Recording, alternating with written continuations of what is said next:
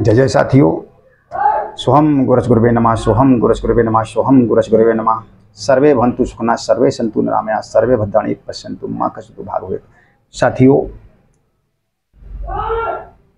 आप कैसे हैं? मैं आशा करता हूं कि आप सुखी, संपन्न और खुशहाल रहें, और परमात्मा से विनय करता हूं कि मेरे समस्त व्यूअर्सों को सुखमय जीवन प्रदान करें। और इसी सुखमय जीवन के लिए मैं आज वीडियो आपके लिए लेकर आया हूं। देखिए, क्या होता है कि हम लाखों उपाय करते रहते हैं, लेकिन कभी कभी हमारे उपाय काम नहीं करते हैं। बहुत उपाय करते हैं हम अपनी सुख समृद्धि के लिए, लेकिन हमारे उपाय काम नहीं करते हैं। क्यों? देखिए, कुछ कारण होते हैं। इसके लिए प्रमुखतः क्या होते हैं? शायद दो ही कारण होते हैं, और भी हो सकते हैं। पहला कारण हमारे घर में वास्तु दोष का होना। यदि हमारे घर में वास्तु दोष है तो हम कितने भी उपाय कर लेंगे, तो वास्तु दोष के कारण वो उपाय काम नहीं करेंगे। और हमें मालूम नहीं होता है कि हमारे घर में वास्तु दोष है, तो हम उपाय करते जाते हैं, और फिर हमारा विश्वास ईश्वर से उठ जाता है, और हम सोचते हैं अरे सब बकवास है, सब बेकार है, कहीं कुछ नहीं होता है। तो सबसे पहले हमें वास्तु दोष को चेक कराना चाहिए, पहली चीज। दूसरा, हमारी कुंडली में यदि कोई दुष्ट ग्रह किसी हमारे शुभ घर में बैठा है, तो भी हमारे जो है कार्य नहीं बनते हैं। तो हमें अपनी कुंडली का भी निरीक्षण अच्छे ज्योतिषाचार्य से करा लेना चाहिए, तभी हमें उपाय करना चाहिए। क्या होता है, हम कुंडली का विश्लेषण करा लेते हैं ना, तो हमारे उपाय सटीक होते हैं और हम काम करते हैं। वो जितने भी हमारे योग गुरु, जिनका मैं सम्मान करता हूं, वो उपाय बताते हैं, और उनके उपाय समस्त सही होते हैं, कोई गलत नहीं होता। किसी भी गुरु का उपाय गलत नहीं है, बशर्ते सभी उपाय सभी के लिए काम नहीं करते हैं। इसलिए हमें किसी को दोष नहीं देना चाहिए। तो आज मेरा विषय है कि बिना तोड़फोड़ के आपका वास्तु दोष दूर कैसे हो। आपके घर में यदि वास्तु दोष है तो विभिन्न प्रकार की परेशानियां आपको आ सकती हैं। आपके घर में पैसा ना रुकना, पैसा खूब आता है लेकिन पता नहीं पानी की तरह चला जाता है, पता नहीं चलता कहां चला गया। घर में कोई ना कोई बीमारी लगी रहती है, कहीं कोई बीमार पड़ा रहता है, कभी कोई बीमार पड़ा रहता है, कभी कोई बीमार पड़ा रहता है। ये भी वास्तु दोष का ही कारण हो सकता है। और आपस में लड़ाई झगड़े करना, घर में एकदम टेंशन रहना, घर में एक दूसरे से मनमुटाव बना रहना, ये भी वास्तु दोष का कारण हो सकता है। उसी के कारण ये सारी चीजें होती भी हैं। तो साथियों, अब यदि आपने मकान बेहतरीन बनवा लिया है, अब आप सोच रहे होंगे कि अब वास्तु अगर दोष है तो हमें तोड़फोड़ करानी पड़ेगी।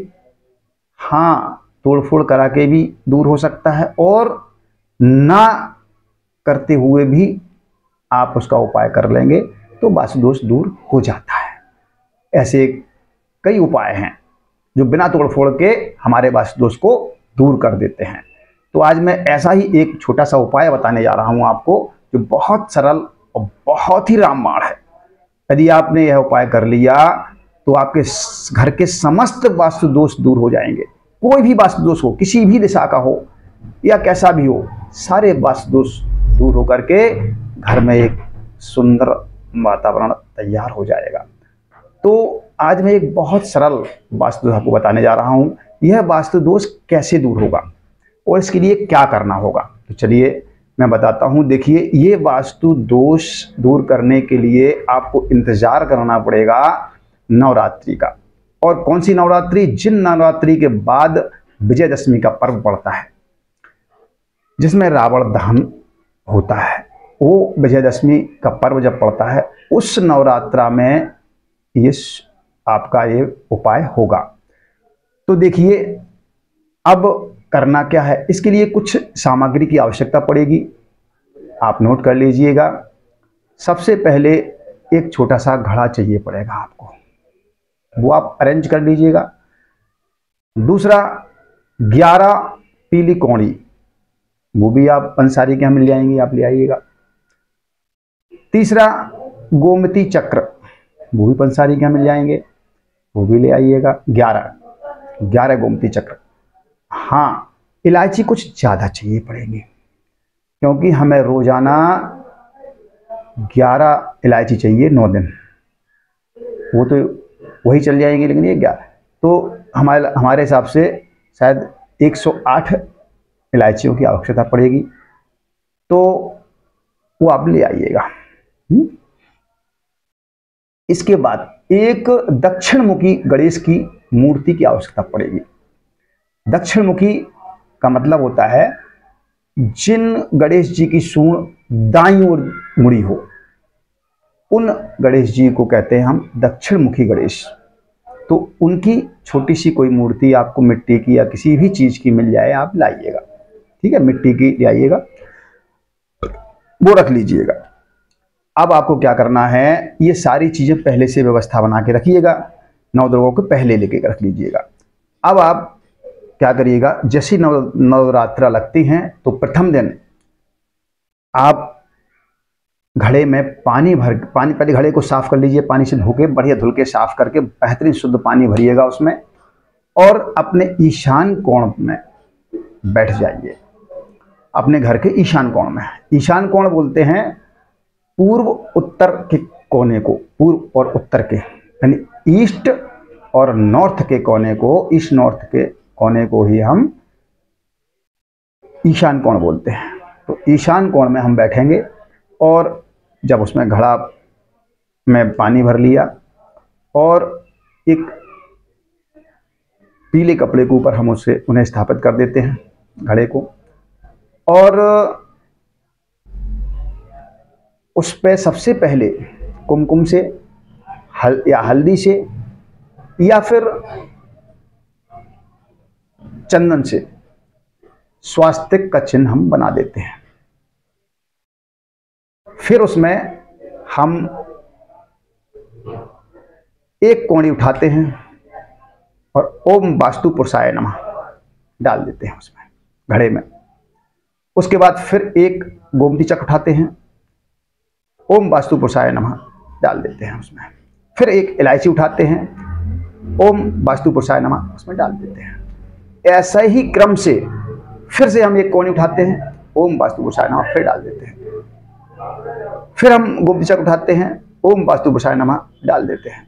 फिर हम एक इलायची उठाते हैं, ओम वास्तु पुरुषाय नमः डाल देते हैं। इस तरीके से 11 कोणी और 11 गोमती चक्र और 11 ही इलायची जब हम उसमें डाल देते हैं, तब उसके ऊपर हम एक ढक्कन वहां से व्यवस्था बना के, पहले घड़े के ऊपर एक छोटा ढक्कन की व्यवस्था बना के रखिएगा।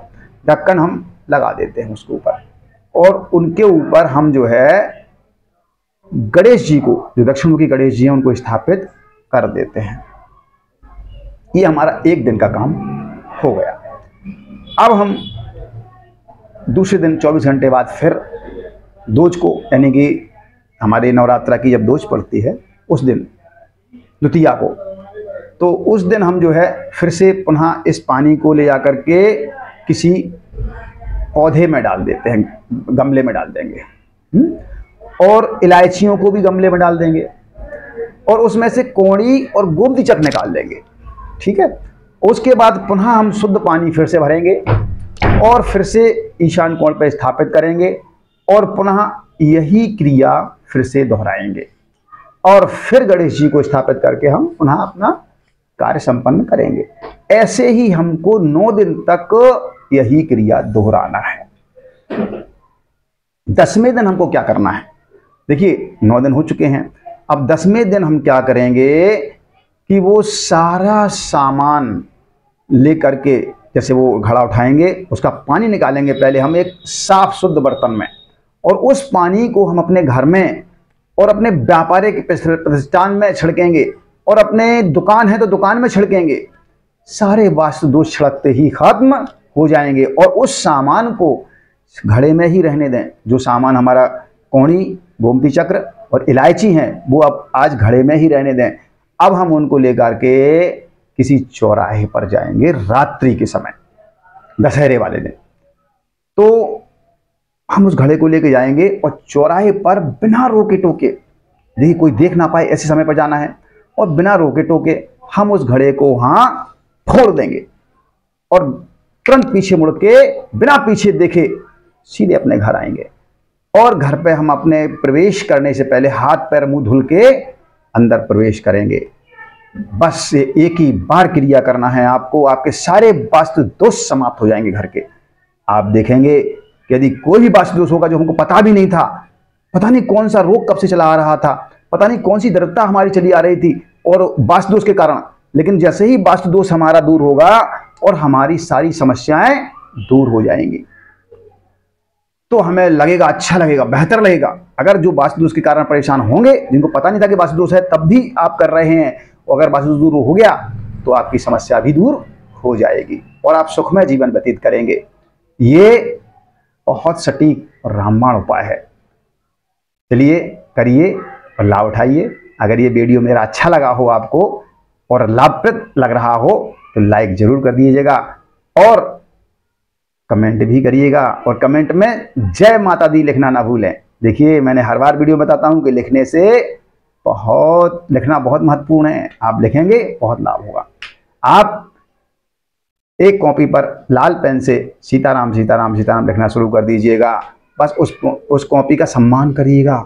उसका जब पूरी हो जाए तो उसे किसी नदी में विसर्जित कर दीजिएगा। आप देखेंगे आपको लाभ बढ़ते जाएंगे। कलयुग सिर्फ नाम आधारा और सुमर सुमर नर उतरहि पारा। तो आप नाम लिखिएगा और लाभ पाइएगा और आप सफल होइएगा। चलिए आज के लिए इतना ही, मिलते हैं किसी ऐसे ही अच्छे वीडियो के साथ। जब तक के लिए ओम नमः शिवाय साथियों, ओम नमः शिवाय, ओम नमः शिवाय, ओम नमः शिवाय।